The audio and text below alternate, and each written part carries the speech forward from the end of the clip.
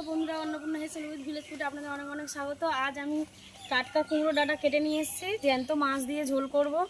আরও অনেক সবজি দেবো ওর সঙ্গে। কি কি মশলা দেবো জ্যান্ত মাছের ঝোলে আপনাদের দেখিয়ে নেবো রান্না করার সময়।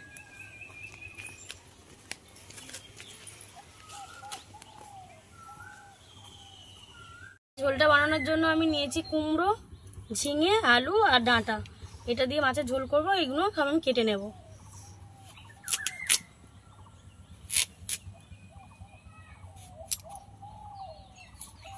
বন্ধুরা, কড়াটা গরম হয়ে গেছে, কড়াতে তেল দিয়ে নেব মাছটা ভাজার জন্য।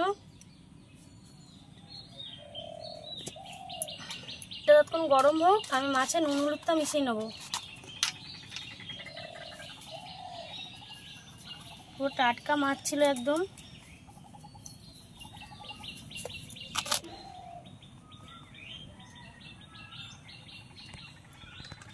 ভালো করে মাছটা মাখিয়ে নেব নুন হলুদ দিয়ে।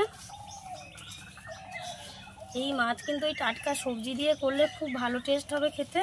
আমাদের কিন্তু গ্রামেতে এই মাছটাকে তেলাপিয়া মাছ বলে, হয়তো এই মাছের আবার বিভিন্ন জায়গায় বিভিন্ন নাম হতে পারে। এই মাছ ওই টাটকা সবজি দিয়ে ঝোল করলে যা ভালো লাগে। আর মশলাটা তো দেখাবো কি কি মশলা দেবো, বাটার সময় বাটা মশলা, খুব সুন্দর টেস্ট হয়। এটা গরম হয়ে গেছে, এবার তেলটাতে আমি মাছটা দিয়ে দেবো। ভালোভাবে তেলটা চারদিকে করে নিচ্ছি, এখানে মাছটা লেগে যায় তলাতে।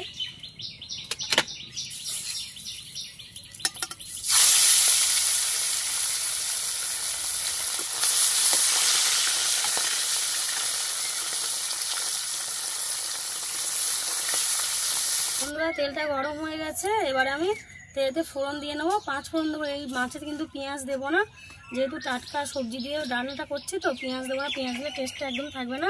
ফোড়নটা কড়াতে দিয়ে দেবো, একটু লাল লাল হয়ে যাবে, তারপর সবজিগুলো দেবো।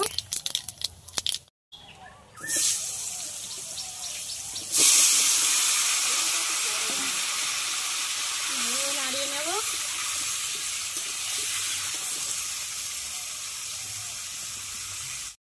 বন্ধুরা, হলুদটা দিয়ে নেব পরিমাণ মতন, নুনটাও পরিমাণ মতন দিয়ে দেবো।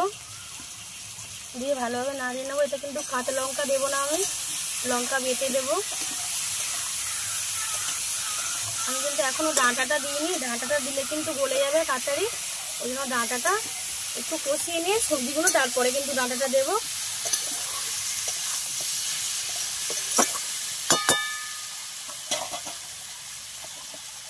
ঝিঙেগুলো দিয়ে দেবো, ঝিঙেগুলো আগে দিলে গলে যেত।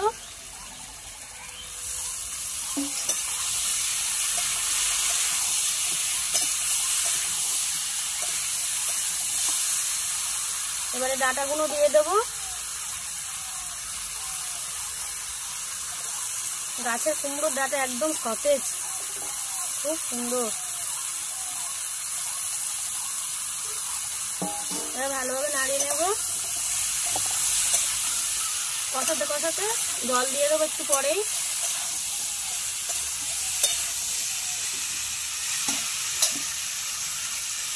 সবজিটা আমার কষানো হয়ে গেছে, এবার আমি জলটা দিয়ে দেবো।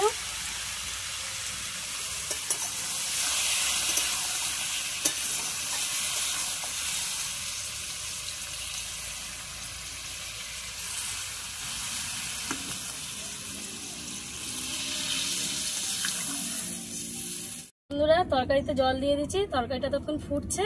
আমি তার আগে বাটা মশলাটা বেটে নেব। গোটা জিরে, শুকনো লঙ্কা, চন্দনী আর ধনে, এই 3-4টে বেটে নেব ভালোভাবে। এই বাটাটা দিলে তরকারিটা কিন্তু খুব টেস্ট হয়। আমি কিন্তু কষানোর সময় দিইনি, ফুটেতে দেব। ফুটেতে দিলে তরকারিটা আলাদা টেস্ট হয়, আর কষানোর সময় দিলে সেই তরকারির আলাদা টেস্ট হয়। ভালোভাবে বেটে নেব।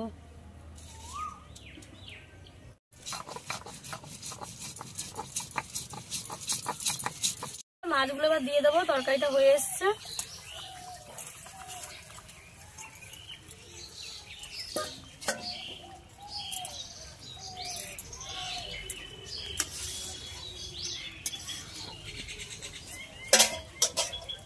বাটা মশলাটা এবার দিয়ে দেবো।